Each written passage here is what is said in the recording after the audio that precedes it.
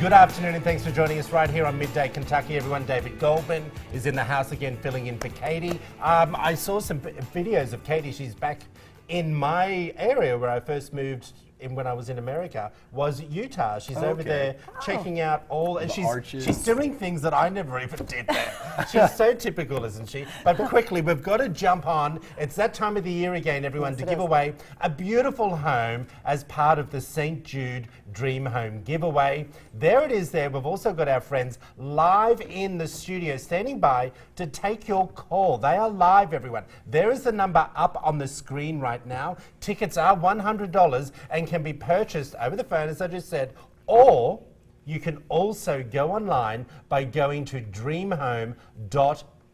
Now, we're going to have a little interview later on in the show and give you a little bit more information. This is something that we do every year as part of ABC 36. And what we like to do is, reach out to the community as well. And, it's fantastic. The Dream Home is looking gorgeous. Now, I don't know exactly when we are drawing it. I don't know that information yet. No. Lisa, you're going to talk to them about that a little bit later on. But look at it, 4 bedrooms, 2.5 baths. I know. Like, living like rich people. These homes have been absolutely beautiful. Last year's was gorgeous, and I was just told in my ear, June 21st, I believe, will be the drawing. Yeah. And guys, for $100. I know, and they have a limit. They have a limit on how many tickets they're selling too. Oh, well, we can never draw. We can never enter. But the thing is also, I think it just said Polo Drive. This is near where I You're live. just near us, people. You can come in here every day. Come visit us. I've seen it. They're putting it up. Yeah, so anyway, we'll know more information about that as the day goes on with Lisa doing the conversation. This is something I've found really interesting. Now, I've dumped this because I've been going to Chick-fil-A, but I've now had to dump Chick-fil-A as well. No. I have to. No. I'm just telling you, people. I've got to let it go, but this is quite disturbing. McDonald's most famous menu items are higher in salt, calories and sugar than what they were 30 years ago, everyone. It's been claimed despite the chain offering more healthy options, the fast food giant Big Mac, French fries and Quarter Pounder with cheese are among the meals found to be unhealthier today than what they were back in 1989. Let's bring up the graph if we can, and I'm going to show you. Big Macs, sugar is up by 221%. Wow. This is absolutely cray-cray. Wow. What's the next step that we have up? French fries calories up by 42%. I'm telling you, I love the French fries. Well, that's because they're giving you more. Well, they have like huge servings now. But they're supposed to be healthier options. This is what they're saying. All right. What's the next one that we have up here as well? Now, look, I've got to tell you, the vanilla milkshake, I love. Okay? And you've got to have them with your Big Mac, and you have to have them with your French fries. No, you so don't. It's up 25%. Now, here's is what I just want to... Oh, the Quarter Pounder. There's one more. Cheeseburger, sugar up by 248. Now, look, this is my favorite. A cheeseburger, 6 nuggets, and a large fries. That's what I order. This is bad, people. And also the Quarter Pounder with cheese, sugar up by 285. Here's the thing. That is crazy. This is what's upsetting. If these companies, now this was McDonald's England, everyone. Okay. Now, the thing is McDonald's worldwide come under the same ingredients and the way they make things and all that. So I tried to go online and find out what it was like in America. I can only assume it would be the same, right? Okay, because they use the same oils, the same ingredients, and all that sort of stuff. For someone who eats out just about every day, every meal, and does McDonald's. That disturb you? It really when you really read that now? It does. I mean, I know it's not the healthiest option that's out there, but as long as I can keep the portions smaller, But they are. I know, but I try to keep, I don't order the Quarter Pounder. I don't get the Big Mac. I never get that. I only get the cheeseburger. I was like, what? A 285% increase. Yes. I think it was. Yes, sugar. Still not a good option, but I try to keep it real. I don't think people realize the sugar. Yeah. Well, that's why those French me. fries taste so darn yummy. Oh yeah. Oh, they're so But good. sugar, but they said in the Big Mac it was sugar in that, and I'm trying to think, is that the sauce? Is that the the bun? I'm telling you, it's a the lot's bun. in the bun. Yeah, I love the bun. Interesting. Yep. So just remember, everyone, you can order the salad. What's the point of going McDonald's? Do you know what I mean? Like, I love Joy's face, like the salad. Yeah, but the salad's all right. Wah, wah, wah. But anyway, this is something else Okay. that I wanted to ask your opinions about. A woman has called out her boyfriend over an insensitive text suggesting she make more of an effort for him, and now she's being urged to dump him by hundreds of strangers over Twitter. Now, this is what he tweeted to her. He said, was this a the text or a boyfriend tweet? Tweet. Oh, okay. The man told, well, I don't want to say everyone's names. He says, it doesn't hurt to put something nice on when I arrive on my way over. Now, she was apparently in her a bathing robe, a bathrobe. I call it a dressing gown. Okay. So he basically tweeted to her, it doesn't hurt to put something nice on. So here's my question. Wow. Should you make an effort when you're at home, when your boyfriend or girlfriend is coming over? Because listen, men don't mind putting on the grey tracksuit pants. Yeah. Which is not a good look. Okay. Yes. Troy, no to Troy. Yes. Well, Let's first be of all, honest about that. I think, Yeah. am I wrong? You I'd know- like to think my partner, if I had one, would put a bit of an effort in. Yeah. I'm just more concerned about putting in more of an effort when we go out. I'm really not at home. It's it is what it is, and Yeah. but I've been married for 21 years. I so was gonna say, like, you've been, you guys are you're in the game. Yeah, but Yeah. does that mean that you should be sloppy? well, no, it I don't- doesn't. Look at Lisa. I don't think. I bet Doug comes home and Doug's like looking, his hair's perfect. You know what I mean?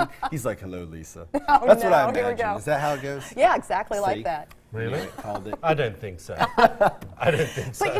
But the thing is that there's times where I do take the effort to get ready and things like that. Like on a Saturday, let's just say Saturday morning. I do try to get up, get things done first, just rolling out of bed and doing my thing. But then I do make an effort to get cleaned up so that we can go somewhere, even if we didn't have it anything planned. Yeah, and plus I don't want him to feel like I'm always sloppy. Well, this around guy, him.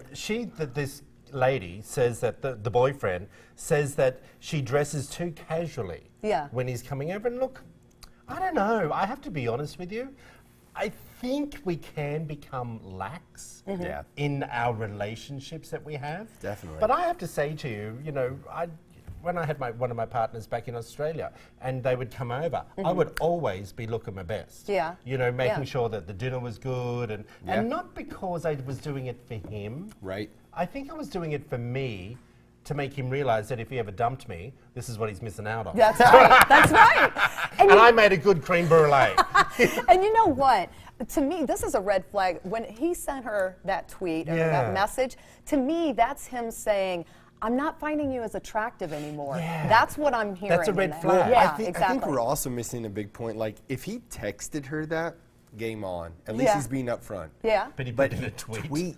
Yeah. Like, to go public with it? Yeah. Rude. Ouch. Well, Yes.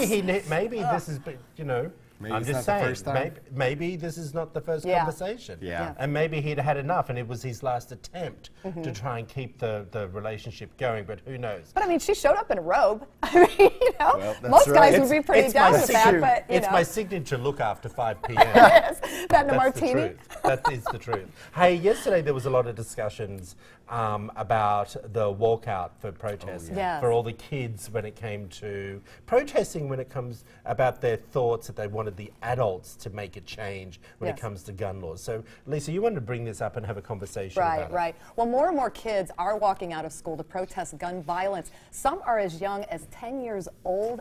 The walkouts are largely a response to the tragedy that happened in Parkland, Florida, and the protests are leaving some questioning how young is too young to walk out of class. What do you guys think? I mean, do you think that that is too young for Well, children? what ages were walking out to begin with? Well, it was basically a lot of the schools, from what I read from across the country, because there was over 2,500 schools across the country that participated in this. A lot of the kids had to have a permission slip from their parent, had to have an excuse at the school. It had to be documented. But a lot of times, the kids that were between kindergarten and second grade, a lot of the schools didn't feel that that was old enough to be walking out. There was no judgment what's about third that. grade? Tell me the ages, because you say that differently. Yeah. Third grade would be around 9 years old. No. Okay.